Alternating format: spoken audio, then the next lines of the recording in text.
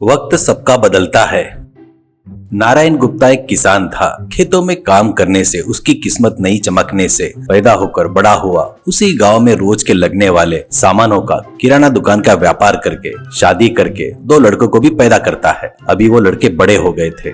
नारायण गुप्ता उन दोनों की भी शादी करके उसके किराना दुकान के दो भाग करके एक दुकान को बड़े लड़के को, एक दुकान में छोटे लड़के को बिठाता है। पर दोनों दुकानों को किराना दुकान न रखते हुए एक दुकान में फैंसी शॉप बदल देता है। दोनों लड़कों को व्यापार के बारे में सब कुछ पता होने तक वो खुद ही रहकर देख रहा था।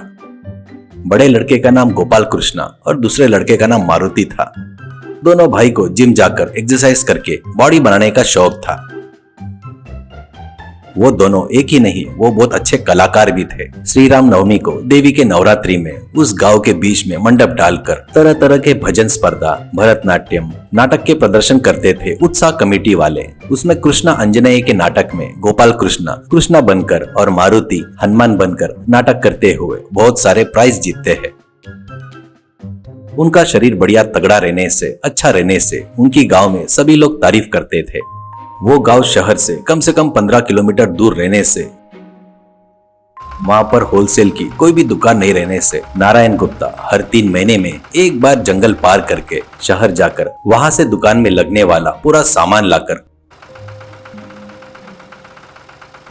अपने दुकान में रखकर बेचते रहता है। पर इस बार जो बच्चों को सिखा रहा था उसी का भाग था वो दोनों को 20,000 रुपए के नोट का बंडल देकर होलसेल किराना सामान, फैंसी सामान खरीद कर लाकर दोनों दुकान में अच्छे से सजाकर रखो, ऐसा कहता है। दोनों भाई, ठीक है पिताजी, आप ही देखेंगे ना हम कैसे भावबाजी करके कितना अच्छा सस्ता सामान लेकर आते हैं, ऐसा कहता है। तो नारायण गुप्ता, हाँ पर एक खास बात है, तुम लोग जाने वाले रास्ते पर चोर डाकू रहते हैं, उनके नजर में न आते हुए संभल कर जाकर आओ, ऐसा कहता है। वो जोर से हंसकर, अरे पिताजी, हमको देखकर ही वो संभल कर रहना चाहिए, हमारे ऊपर हाथ डालते उनके हाथ पूरी तरह से तोड़ देंगे नहीं क्या, ऐसा कहते हैं। उनके पतियों की बातें सुनकर वहीं पर खड़ी दोनों बहुएं मुंह में मुंह हंसकर, इन भाइयों के आगे कोई और चोर डाकू खड़ा हो सकता है क्या? मामा जी आप बिल्कुल डरो मत, कहकर पतियों को तिलक लगाकर टाटा करते हैं।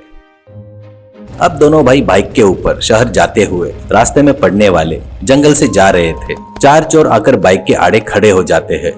तुम्हारे पास पैसा है तो निकालो, ऐसे कहते हैं। तो गोपाल कृष्णा, हमारे पास पैसे रहे तो तेरे को देंगे क्या, ऐसा कहता है घमंड से। मारुति, रास्ते से हटो, तुमसे बात करके बैठने के लिए हमारे पास उतना समय नहीं है, कहकर बाइक स्टार्ट करता है। तो उन चोरों में से एक जन, क्या रे इस राजू सिंह से ही उल्टा जवाब देकर बात कर रहा है क्या, कहकर बाइक के टायर को जोर से लाठी मारकर जोर से बोलता है, अरे पैसे निकालो पैसे, करके चिल्लाता है। उस चिल्लाने से दोनों भाई के हाथ पैर कांपने लगते हैं और वो दोनों, हमारे पास कुछ नहीं है भैया, ऐसा कहते हैं। तो राजू सिंह, अरे इन दोनों के जेब ढूंढो रे, कहता है। तो उसके आदमी ढूंढते हैं और 2 नोट के बंडल है भैया, कहकर निकाल कर देते हैं। तब गोपाल कृष्णा और मारुति, अरे अरे ये हम लोग सामान खरीदने के लिए लाए हुए पैसे है जी, करके विनती करते हैं। तो राजू सिंह, तुम लोग और यहाँ रुके तो तुम्हारी गाड़ी भी छीन लूंगा, जाने दो कर छोड़ रहा हूँ, जाओ यहाँ से, करके बोलता है। और उनमें से एक जन, अरे राजू भैया इनकी बॉडी देखे तो पहलवान जैसे लग रहे हैं, पर इनमें तो हिम्मत ही नहीं है और इनका दिल भी तगड़ा नहीं है, करके कहता है। बाकी सभी चोर हंसते हैं।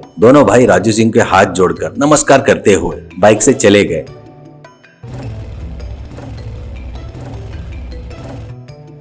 घर आने के बाद नारायण गुप्ता, अरे इतने जल्दी आ गए, शहर नहीं गए क्या, सामान कहाँ है, ऐसे कहते हैं। तो वो लोग हुआ सो बताकर दुखी होते हैं। तो नारायण गुप्ता को बहुत गुस्सा आता है और वो, इतनी तगड़ी बॉडी क्यों बना रहे डरपोक कहीं के, तुम दोनों रहकर भी 4 लोगों को मार नहीं सके क्या, कहकर दोनों बहू से, इनको रोज लोटा भरकर दूध, दही, बादाम, खीर, मटन जमकर खिला रहे हो ना इन डरपोक लोगों को, करके कहता है। वो दोनों बहुएं मुंह बनाकर निकम्मे पति कहकर पीछे पलटकर अंदर चले जाते हैं।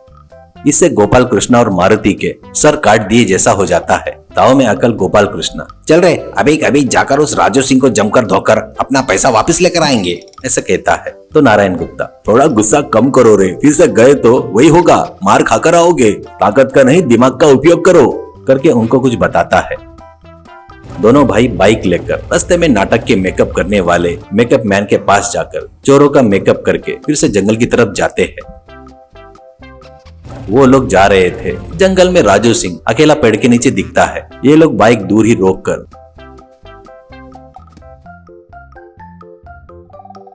राजू सिंह को पकड़कर तुम्हारे पास जितना भी पैसा है दे दे, नहीं तो मार डालेंगे, ऐसे कहता है। राजू सिंह, ओ तेरी की, इतने बड़े चोर को पकड़कर मुझे ही डरा रहे हो क्या? मैं भी तुम्हारे जैसा चोर हूँ। तुम दो लोग रहकर भी चोरी डकैती करोगे क्या? एक काम करो, मेरे गैंग में शामिल हो जाओ, तुमको महीने के 1 लाख रुपए तनख्वाह दूंगा, ऐसे कहता है। तो गोपाल कृष्णा, तुम दोगे करके विश्वास कैसे करेंगे, ऐसे कहता है। तो राजू सिंह, अरे दूंगा रे, लगे तो एडवांस ले लो, करके उसके पास से लूटे हुए 20,000 के बंडल दोनों को एक एक देता है। तो मारुति, सच में यार तुम तो बहुत बड़े चोर हो भैया, हमारे घर में तकलीफें बहुत है, ये पैसा हम हमारे पत्नियों को देकर आकर हम लोग ड्यूटी में ज्वाइन हो जाएंगे, ऐसा बोलते हैं। तो राजू सिंह, ठीक है, जल्दी से आना, रात में एक जगह पर माल लूटने जाना है, करके बताता है। तो दोनों भाई, हमको काम देने के लिए धन्यवाद भैया, कहकर दूर चलते हुए जाकर वहां पर पेड़ के पीछे छुपा कर रखे गाड़ी पर सवार होकर घर आ जाते हैं।